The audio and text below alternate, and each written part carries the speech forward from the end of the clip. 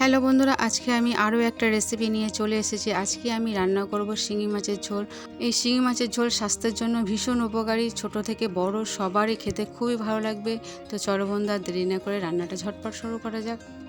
তো দেখো বন্ধুরা, এখানে আমি মাছটা কেটে ধুয়ে পরিষ্কার করে নিয়েছি। এবার এর মধ্যে অল্প একটু নুন আর অল্প একটু হলুদের গুঁড়ো দিয়ে একটু মাখিয়ে নেব। তো এখানে আমার ম্যারিনেট করা হয়ে গেছে। এবার আমি রান্নার দিকে যাব। তো গ্যাস অন করে কড়া চাপিয়ে দিয়েছি, কড়া গরম হয়ে গেছে। এর মধ্যে আমি সর্ষের তেল দিয়ে দিলাম। তেলটা গরম হলেই এর মধ্যে আমি পেঁয়াজ কাটা দিয়ে দেব। পেঁয়াজটা একটু অল্প করে নেড়ে চেড়ে ভেজে নেব। তো এখানে ভাজা হয়ে গেছে। এবার এর মধ্যে আমি দিয়ে দেব অল্প একটু জল। জলটা দেওয়ার পরে একটু নেড়ে চেড়ে দিয়ে এবার এর মধ্যে আমি গুঁড়ো মশলা দেব।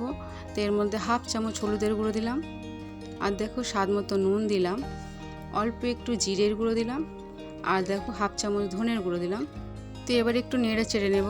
এবার এর মধ্যে আমি বাটা মশলা দেবো। তো দেখো বন্ধুরা, এখানে কী আছে: পেঁয়াজ, রসুন, কাঁচা লঙ্কা, সর্ষে আর জিরে।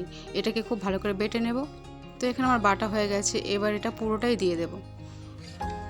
দিয়ে গ্যাসের ফ্লেমটা মিডিয়াম রেখে আমি খুব ভালো করে কষিয়ে নেব। বন্ধুরা, এই সময় যত বেশি কষানো হবে তত বেশি তরকারির স্বাদ ভালো হবে, মশলারও কাঁচা গন্ধ থাকবে না, আর পেঁয়াজ রসুনেরও কোনো গন্ধ থাকবে না। তো এখানে আমার কষানো হয়ে গেছে। এবার এর মধ্যে আমি দিয়ে দেবো অল্প একটু কাশ্মীরি লঙ্কার গুঁড়ো, যাতে রঙটা একটু ভালো হয়। তো কাশ্মীরি লঙ্কার গুঁড়োটা দিয়ে একটু নেড়ে চেড়ে নিলাম। তো এখানে মশলা কষানো হয়ে গেছে। দেখো বন্ধুরা, তেল ছেড়ে দিয়েছে। এবার এর মধ্যে আমি জল দিয়ে দেবো। অল্প একটু জল দিয়ে একটু নেড়ে চেড়ে এর মধ্যে আমি ম্যারিনেট করা মাছগুলো দিয়ে দেবো। বন্ধুরা, এই মাছটা দেওয়ার পর আমি একটু কষিয়ে নেব। তাহলে মাছে যে কাঁচা গন্ধ আছে, এই কাঁচা গন্ধটা থাকবে না, আর খেতে খুব ভালো লাগবে।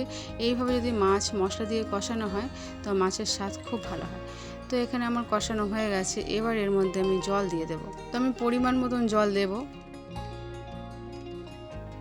এখানে আমার জল দেওয়া হয়ে গেছে, প্রায় 1 মগ জল দিয়েছি। দিয়ে একটু নেড়ে চেড়ে নিলাম। দিয়ে গ্যাসের ফ্লেমটা হাই করে দেব। তো বন্ধুরা, এই মাছ রান্না খেতে খুব ভালো লাগে, বাচ্চাদের জন্য তো খুবই ভালো।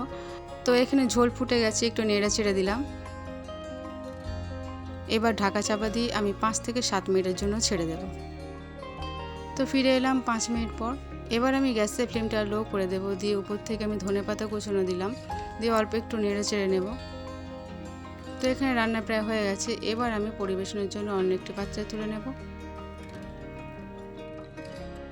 তো আশা করি বন্ধুরা, আমার রান্নাটা তোমাদের খুব ভালো লেগেছে। ভালো লাগলে চ্যানেলটাকে সাবস্ক্রাইব করো, লাইক করো। আর দেখার জন্য অনেক ধন্যবাদ। আর হ্যাঁ বন্ধুরা, কমেন্ট করে জানাতে ভুলো না।